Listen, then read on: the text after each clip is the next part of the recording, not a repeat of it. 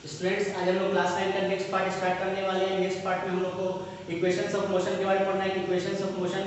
कैसे ग्राफ के मदद से हम कैसे अलग अलग इक्वेशंस ऑफ मोशन निकालेंगे, accelerated motion, uniformly accelerated motion मानकर, और हम लोग को सर्कुलर मोशन के बारे में ही पढ़ना है। सबसे पहले हम लोग को पढ़ना है इक्वेशंस ऑफ मोशन के बारे में। Equations of motion for uniformly accelerated motion.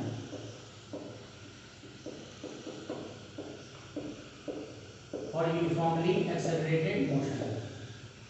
इसमें सबसे पहले हम क्या करेंगे, वेलोसिटी टाइम ग्राफ प्लॉट करते हैं। वेलोसिटी टाइम ग्राफ के प्लॉट करने के बाद हम अलग अलग इक्वेशंस ऑफ मोशन निकालेंगे।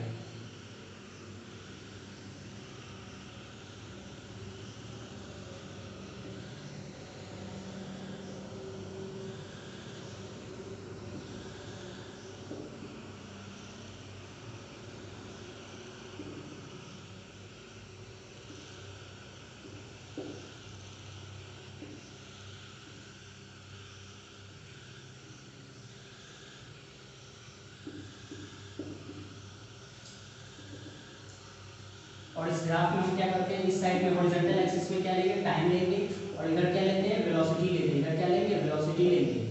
ठीक है ना। देखिए इस ग्राफ में क्या है, सबसे पहले हम क्या कर रहे हैं इस ग्राफ में कि मतलब क्या है कि u velocity,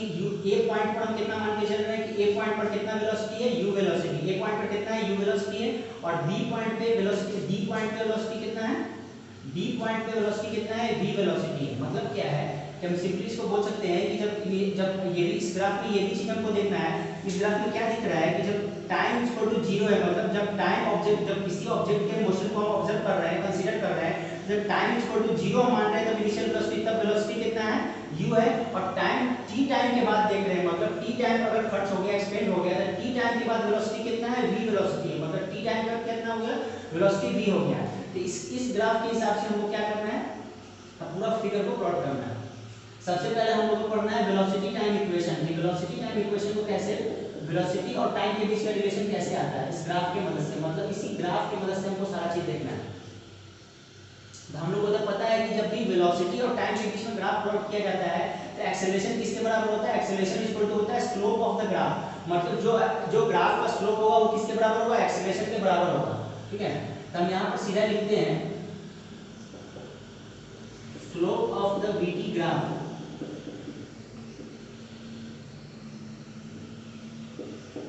slope of the vt graph. तो a बराबर क्या हो जाएगा, slope of the vt graph is equal to क्या हो जाएगा, bc बाई ac। bc क्या हो गया, वर्टिकल डिस्टेंस, ac क्या हो गया, हॉरिजॉन्टल डिस्टेंस, ठीक है। और यहाँ पर bc किसके बराबर हो सकता है,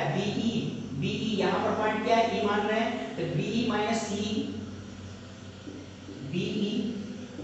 ce डिवाइडेड ac क्या है, टाइम। ac जो यहाँ से यहाँ तक जाने में जो टाइम खर्च हुआ है, तो टाइम कितना मान के चल रहे हैं, t। तो be असल में किसके बराबर है, b यहाँ से यहाँ तक, be जो है पैरेलल किसके है, OD लाइन के पैरेलल है। ये OD लाइन के पैरेलल है, इसकी वजह से हम क्या बोल सकते हैं, OD असल में क्या दिखा रहा है, यहाँ से यहाँ तक जो डिस्टेंस है वो किसके बराबर है, फाइनल वेलोसिटी v के बराबर है। तो हम सीधा क्या लिख सकते हैं, v माइनस और OA बोले CE जो है वो CE लाइन जो है वो किसके बराबर है, OA लाइन के बराबर है। तो v minus u by t है ना। तो मतलब क्या हो गया कि इसी को हम slope of the vt graph is equal to acceleration होता है, तो यहाँ पे हम ये मान लेते हैं कि slope of the vt graph किसके बराबर होता है, एक्सेलरेशन के बराबर। a is equal to bc by ac, और ये जो किए तो a बराबर जब v minus u by t है, तब यहाँ से हम क्या कर सकते हैं, इस लीनियर इक्वेशन को सॉल्व करेंगे, क्रॉस मल्टीप्लाई करेंगे, तो क्या आ जाएगा, v is equal to u plus at। और यही हमारा क्या होता है, यही कहलाता है क्या, वेलोसिटी टाइम इक्वेशन। मतलब वेलोसिटी और टाइम के बीच का रिलेशन है, और एक्सेलरेशन तो रही है, ये रहता ही है। ये सब क्वेश्चन को हम क्या करेंगे, ये सब न्यूमेरिकल सॉल्व करने का हम इसको इस इक्वेशन का यूज करते हैं। और सेकंड हमको पढ़ना है,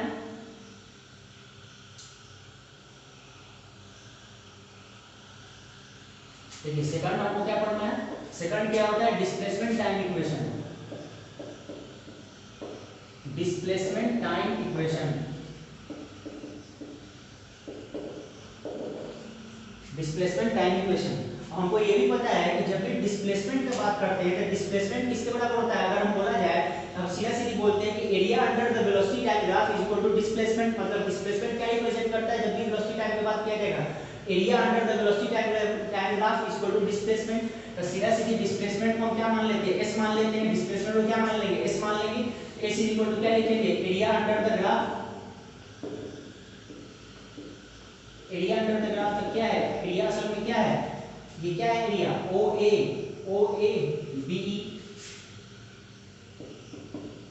ये टोटल एरिया है OA BE, तो इक्वल टू क्या हो जाएगा, area of rectangle OACE plus ये रेक्टेंगल है, ये क्या है रेक्टेंगल, और प्लस क्या हो जाएगा area of triangle, area of triangle क्या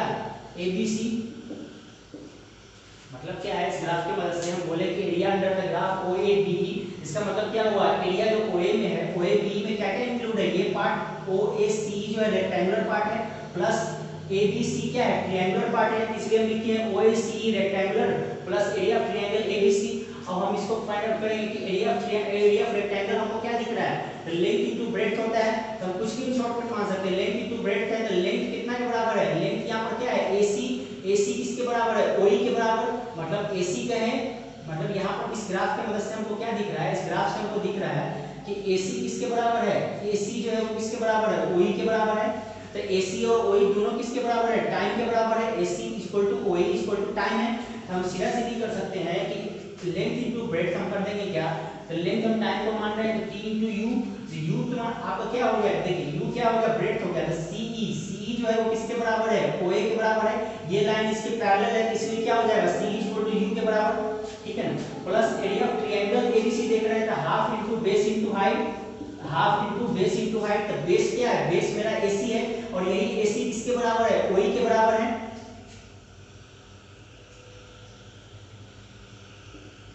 हाफ इनटू OE, और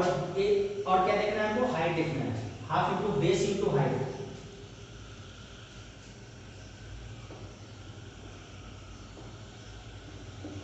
AC इनटू हाइट क्या है, BC है, ठीक है। यहाँ पे डायरेक्ट UT लिख देते हैं, T इनटू U का मतलब UT हो गया, प्लस हाफ AC किसके बराबर हो जाएगा, AC बराबर हो जाएगा OE के बराबर, ठीक है। और ये BC जो है, अब BC को हम ऐसे फॉर्म में लिख सकते हैं,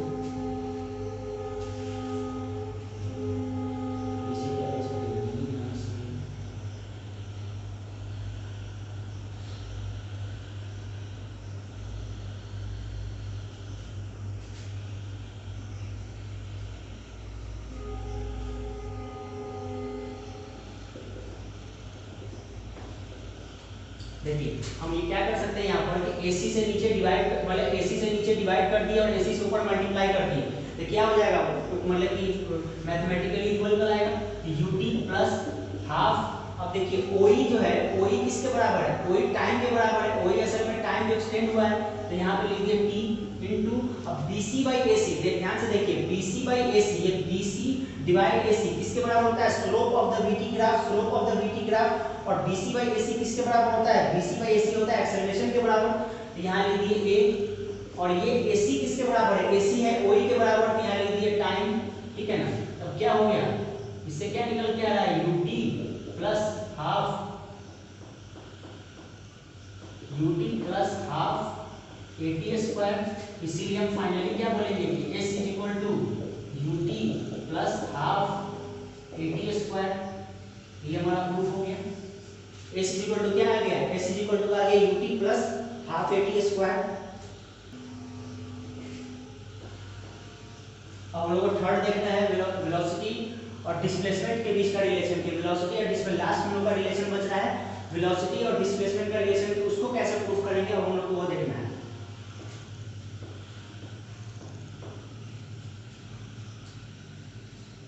देखिए अब थर्ड क्या है, वेलोसिटी और डिस्प्लेसमेंट का रिलेशन, इसी ग्राफ से हमको प्रूव करना है।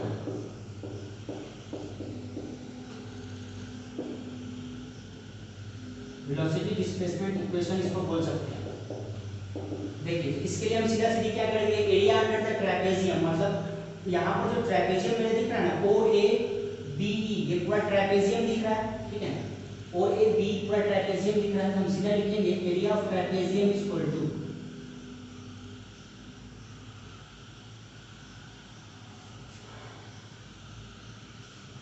देखिए तो एरिया ऑफ ट्रेपेजियम के हिसाब से हमको क्या देखना है,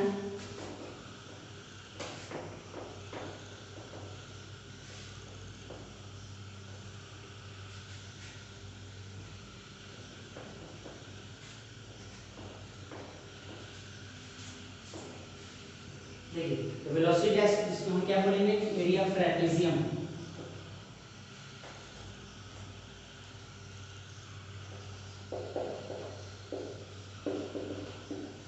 area of trapezium equal to क्या हो जाएगा, area of trapezium equal to half क्या होता है, sum of parallel sides, sum of parallel sides into distance between them, यही होता है, इनटू डिस्टेंस बिटवीन देम, मतलब क्या, half into sum of parallel sides into distance between them. तो यहां से हम फाइंड आउट करेंगे तो क्या आएगा कि हाफ इनटू, मतलब एरिया ऑफ ट्रेपेजियम का असल किसके बराबर है, एस के बराबर, एरिया ऑफ ट्रेपेजियम जो मानेंगे ये डिस्प्लेसमेंट एस के बराबर मानेंगे, ठीक है ना, तो एस के बराबर क्या हो जाएगा, half sum of parallel sides, sum of parallel sides, तो पैरेलल साइड्स क्या है, ओए और क्या है ये बीई, OA प्लस BE, ठीक है ना, into distance between them, the distance ये दोनों पैरेलल लाइन के बीच का डिस्टेंस क्या है, AC है, तो हम AC लिख दिए। अब सोचिए इसमें हम चेंजिंग क्या क्या कर सकते हैं, ठीक है, हम इसको इस साइड में कर रहे हैं,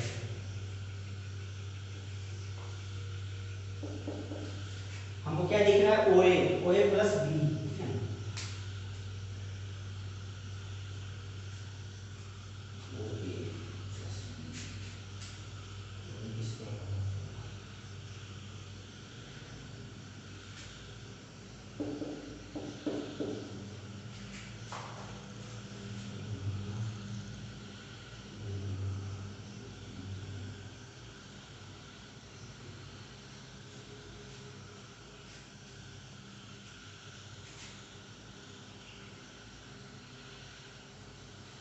हम क्या करते हैं कि OA को A मान के चलते हैं,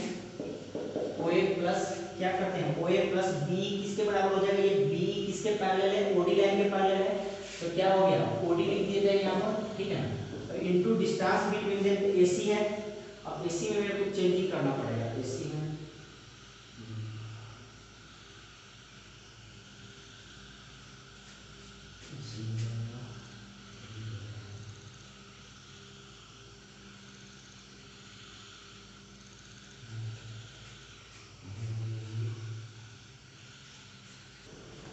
देखिए इस फिगर में हम क्या करेंगे, हम BC यहाँ पर जो AC है, AC की जगह हम क्या लिख सकते हैं,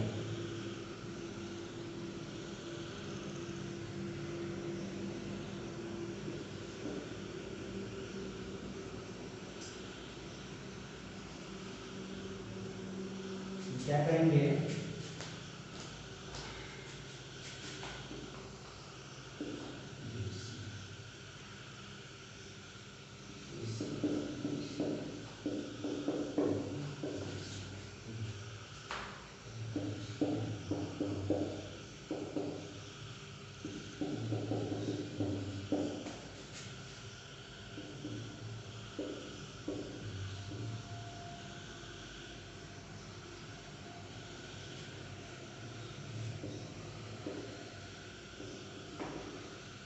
देखिए इसको हम क्या करेंगे, यहाँ पर इस बराबर क्या हो जाएगा, half into OA plus OD, into हम क्या कर सकते हैं कि AC by BC into BC कर सकते हैं, मतलब BC ऊपर से मल्टीप्लाई कर दे, BC नीचे मल्टीप्लाई कर दे, तो अब क्या हो जाएगा, half into OA plus OD plus into क्या हो जाएगा BC, और ये वाला फ्रैक्शनल पार्ट को हम नीचे ला सकते हैं, ठीक है ना, तो अब क्या हो जाएगा, हाफ OA प्लस OD, अब देखिए अब BC जो है, तो BC को हम क्या लिख सकते हैं, BC क्या लिख सकते हैं, BE माइनस क्या लिख सकते हैं, CE divided BC by AC,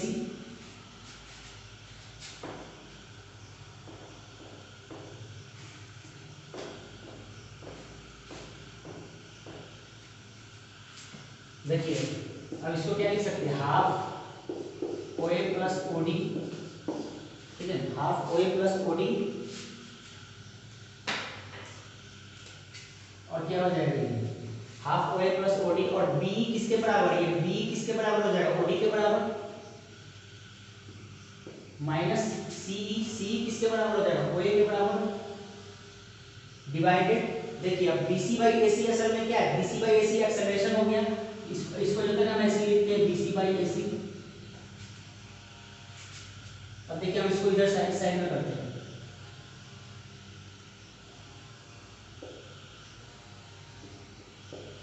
half तो OA प्लस OD, अब इसको क्या हो जाएगा, ये A plus B into A minus B, तो सीधा सीधी इसको क्या कर देंगे हम,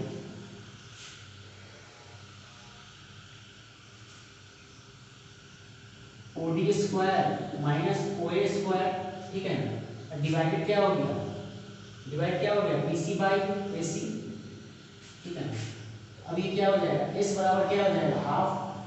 ठीक है ना, OD स्क्वायर, तो OD किसके बराबर है, V के बराबर है, OD किसके बराबर है, V के बराबर, OA किसके बराबर है, OA VU के बराबर है,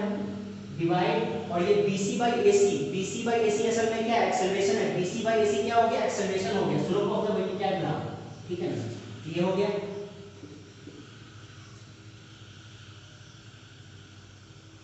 हमको अब यहाँ लीनियर इक्वेशन सॉल्व कर रहे थे, मैंने क्या है b square minus b square minus c square, यही पे हो गया, ये 2a नीचे इधर जाके क्रॉस मल्टीप्लाई हो जाएगा, b square minus c square बराबर क्या होगा 2as, या और बोल सकते हैं v square equal to u square plus 2as, ये मेरा आ गया थर्ड इक्वेशन, थर्ड इक्वेशन का क्वेश्चन आ गया, v square equal to u square plus 2as आ गया मेरा, ठीक है ना। अब हम लोग को नेक्स्ट पढ़ना है सर्कुलर मोशन के बारे में, सर्कुलर मोशन हम लोग का लास्ट टॉपिक बचा है, इसको तेजी से हम लोग देखेंगे, उसका हम लोग का चैप्टर खत्म है, उसके बाद हम लोग प्रॉब्लम्स को डिस्कस करेंगे, एनसीईआरटी के प्रॉब्लम्स को, नेक्स्ट वीडियो में हम लोग एनसीईआरटी के प्रॉब्लम्स को डिस्कस करेंगे।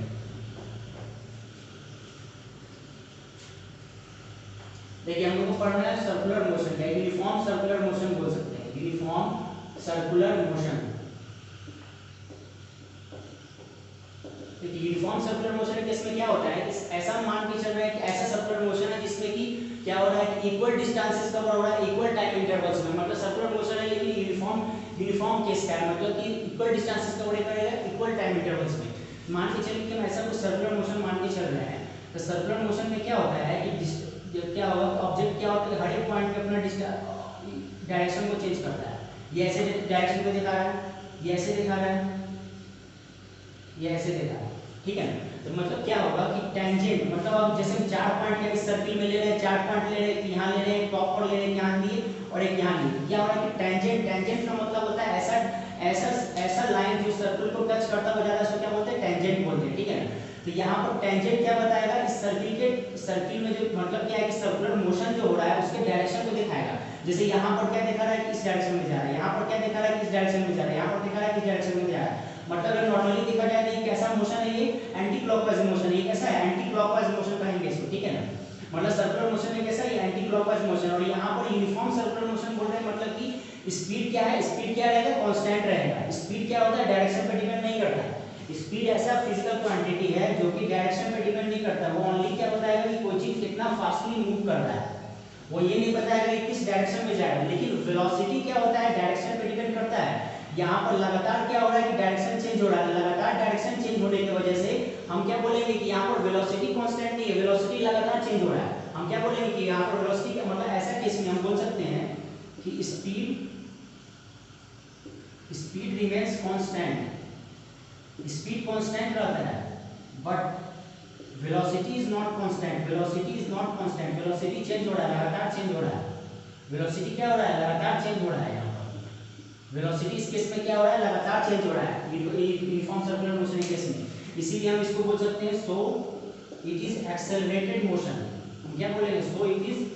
एक्सेलरेटेड मोशन, मतलब कि क्या है एक्सेलरेटेड मोशन है, ठीक है। एक्सेलरेटेड का मतलब है कि वेलोसिटी कांस्टेंट नहीं है, वेलोसिटी लगातार चेंज हो रहा है, क्यों, क्योंकि डायरेक्शन जो उस मोशन के दौरान कंटिन्यूअसली चेंज हो रहा है, हर एक पॉइंट पे डायरेक्शन चेंज हो रहा है, इसकी वजह से इसको क्या बोलेंगे एक्सेलरेटेड मोशन बोलेंगे। अब देखिए अगर ऐसे में बोल दिया जाए कि आप लीनियर स्पीड फाइंड आउट कीजिए किसी भी पार्टिकुलर टाइम पे ऑब्जेक्ट कितना, इसका लीनियर स्पीड कितना है,